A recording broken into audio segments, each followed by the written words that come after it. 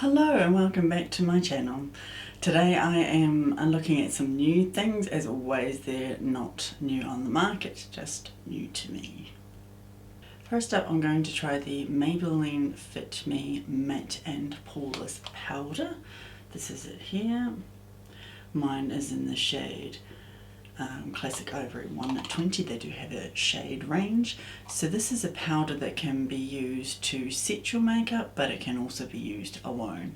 Today I'm going to use it to set my makeup, but on another occasion I am going to try it on its own to see how it goes. I got this in the same shade that I am in the foundation, so in the, what do they call this, the Fit Me range. Matte and Poreless foundation. I'm in Classic Ivory 120, so I went with the same shade, figuring, well, if it suits me in the foundation, it's going to suit me in the powder. Yeah, so I'm using it as a setting powder today. This is available at a few places: Chemist Warehouse, Farmers, The Warehouse. The dearest place is actually The Warehouse for $23.49. I was quite surprised by that. Farmers, the cheapest, $18.19, and then the Chemist Warehouse, $19.99. So it varies, and you can also get it at the supermarkets. I haven't really looked at the prices, but Woolworths, I think Woolworths, yeah, and New World stock it as well. What else? So it can be used to, as I said, set your makeup. It can be used for touch-ups throughout the day as well. The only thing I noticed that kept coming up when I was reading the reviews is that it's not good for dry skin. Okay, hence the name really, matte and poreless. It's not going to be good for dry skin. And the other thing was warmer climates. It was saying that the wearing time was less in warmer climates, meaning I guess you would have to touch up more or reapply. But other than that, the reviews were amazing on this. So yeah, as I said, I'm going to try it as a setting powder. So let's open this up. I don't actually know. Oh, there's a wee sticker. So this comes with a mirror and its own wee puff. There's the shade. Let's have it. Oh yeah, that feels really, really nice. I'm going to put some on my hand just to see how it blends out. Yeah, that blends really well. Excuse that noise if you can hear it. My washing machine has this horrible chime that it chimes when it finishes, and that's its little tune. Okay, yep, so this blends out really, really good. You can't even see it. Okay. I'm going to use, decisions. Do I use the sponge? Let's see what kind of sponge it was. So it's a, let's try the sponge. I'm going to start small, as you know, always start more because you can, always start with less because you can apply more. Don't apply a lot straight away. I'm actually going to put some on the puff and then I'm going to mash it into my hand before I put it on my face. And I'm just going to do my T-zone and see how we go. Okay, doing my nose. It's actually looking really, really nice. It is kind of poreless. I don't know about poreless, but it's definitely blurring them. I'm liking the look of it. Okay, just got my chin to do, which is always the worst.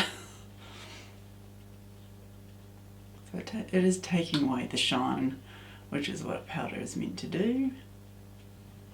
And I'm not using a lot either, which is quite good. I tend to be a bit heavy-handed sometimes with my Laura Mercier one that I really, really like. Not that it ends up looking powdery anyway. Spray it with a setting spray and, you know, it kind of melds it all in anyway. That is looking really nice.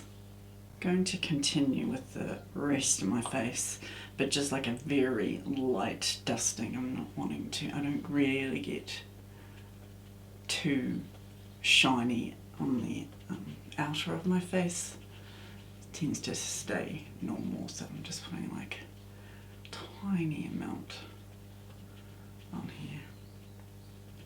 I honestly don't know how it would go on its own because of a coverage thing, but yeah, I'm going to try it that way anyway. You don't know these things until you try them. Now another thing I have read too, for us mature ladies, is this is not good for under the eyes, okay? Especially if you're like me and have dry textured under eyes, it's really not good. So it's more for a younger person with, yeah, not dry or textured under eyes. I am actually really liking the look of that. It's definitely blurring the pores and setting the makeup. It looks really nice. The finish is really nice. I can see why it's got rave reviews, and you don't need a lot, which is even better. It's going to last you a long time.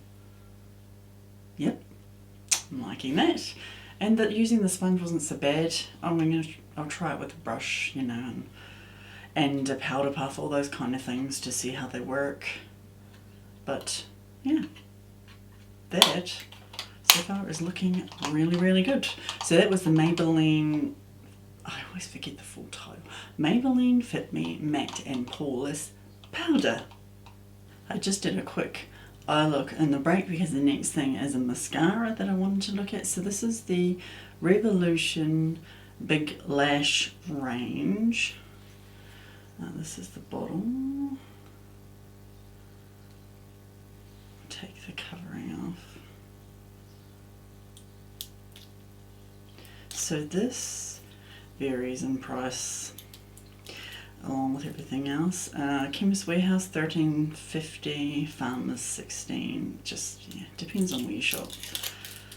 No, this is a brown mascara. I mean, these coloured mascaras are coming out at the moment, and then I think everyone else is just jumping on board. I think, was it L'Oreal did it? I'm not sure who did it first, but they were the first ones I heard about it. So they did a burgundy, a blue, a brown. I think that was it. Yeah. So of course everyone else now has been coming out with them. So this is a brown mascara. So this range, it does have the different colours as well. It has the, what was it, blue and burgundy, brown, black, and a waterproof. So this is a volumizing mascara, or meant to be. It has a wide angle brush which has been specially designed to give every single lash some serious oomph. There's no mention of smudging or flaking, so we shall see. Let's see what the brush is like. A brown mascara just, yeah, really interested me. So, oh, this is a nice brush. I like this. Not too big, not curved. Okay. Let's try it. I have very long lashes, but there's no volume in them, so I'm always after something that gives me some volume.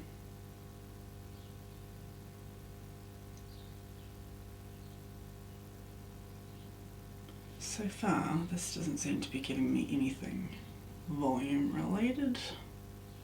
Let's keep going.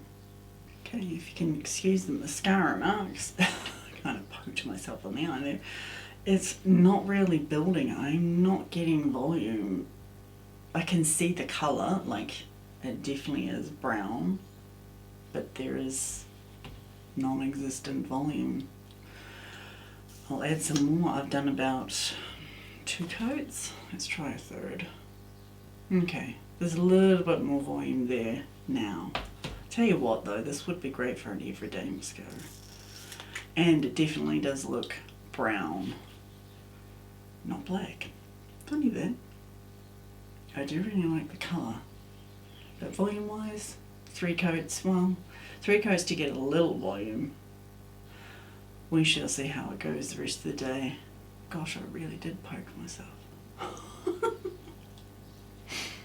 Okay, let me do the other eye. Well, if you can excuse all my mess of mascara marks, my gosh. Poked my eye in this one. This one I went a little too high and yeah, caused it to leave a mark, so we're not going too well today.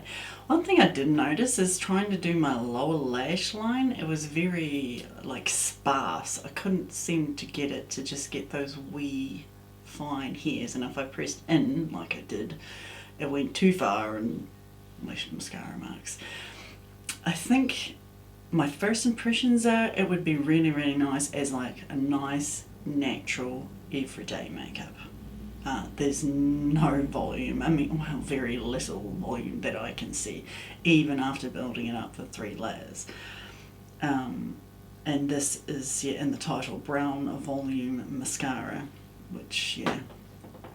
However, I will see how it goes, flaking wise, smudging wise, for the rest of the day, and leave some notes in the description box. So that was the Revolution Big Lash Brown Mascara. Now that all the mascara marks are gone, it doesn't look too bad. Yeah. Okay, the last thing I wanted to try was the lipstick. So this is the Revlon Colorstay Satin Ink. Now I've actually tried this before and loved the formula. It's really, really nice. Let me tell you about it. So it's a 16-hour liquid lip colour made with black currant seed oil that doesn't dry out your lips. There are 12 shades, varies in price. Chemist Warehouse 27, Farmers 32. So, as usual, it varies. I have tried the shade, what's it called? Partner in Crime, which was a bit too mauvey for me, but I did like the formula. That's why I wanted to try a different shade. So this one is, what's this one? Eyes on You. So let's show you so it has a doe foot that is bent. Gosh, it's giving me a lot of product. Hang on, just let me get some of that off, with a slant in it. That'll show. Yeah. I can't remember which way. I think I went this way. Let's try.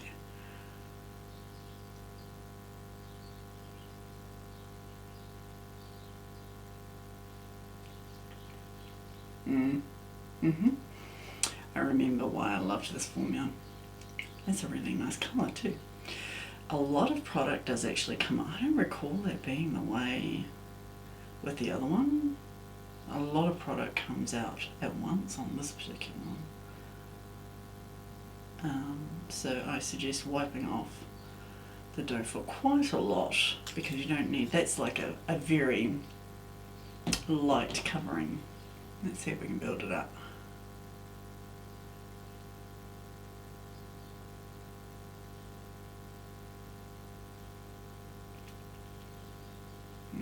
Got a wee clump. Yeah. I don't know if that built it up much more, but I really, really like that colour. What was it? Eyes on You. I can't remember who recommended it to me, this particular shade. I remember talking to somebody. I'm trying to, there's another wee blob happening. I can't remember who I was talking to about it, and I said I'd tried the Partner in Crime. And I was like, oh, you've got to try the Eyes on You. It's a really nice, natural kind of shade. Great for every day, and yeah, I would have to agree. I do like this form. One thing I don't like is they put the sticker, I don't know if that'll show up, half on the lid. So I think it would pull off the whole sticker, so I'm just going to kind of pull that back and fold that out of the way. I think it's because there's writing on the other side of the sticker. Okay, I better keep that just in case. Okay. Yes, so that is the Revlon Colorstay Satin Ink in the shade Eyes on You. And as I said, I loved the formula anyway. I just wanted to try a different shade because I wasn't too happy with the other shade. I mean, it was nice enough, I could make it work, but this one, however, I can see I'm going to love this. Yes, definitely. Let's do a final recap. So the one thing oh my gosh, I hear everywhere.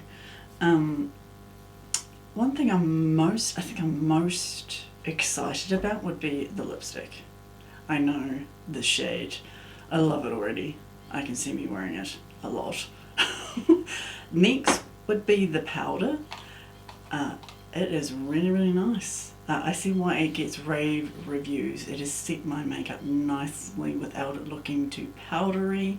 It actually really looks really nice. So I'm looking forward to continuing to use this. And then third would be the mascara. I was kind of disappointed with the mascara because for a volumizing mascara, there ain't much volume. So yeah, that's the whole point of me buying it, is to get the volume, but also to try a brown mascara. And I must say I do really, really like the brown, well, this particular brown. I don't know about blue or burgundy. Seems a little, I suppose you can make it work. Let me know if you try the other colours or if you try coloured ones. Love to know your thoughts. I don't know, to me it just seems blue, I guess, yeah, burgundy. Well, I suppose it's no different than a kind of a darker brown. It could be quite interesting. Maybe yellow? See, I'm talking myself into it now. Maybe I should try some different colours. We shall see. But anyway, yeah, this one I'm not so sure about. However, I will continue to use all of them for the season and see how it goes. So I will leave some comments in the description box on how they all wore and how they went. But other than that, thank you so much for watching, and if you enjoyed this video, please give it a thumbs up, and I look forward to seeing you in my next one. Bye!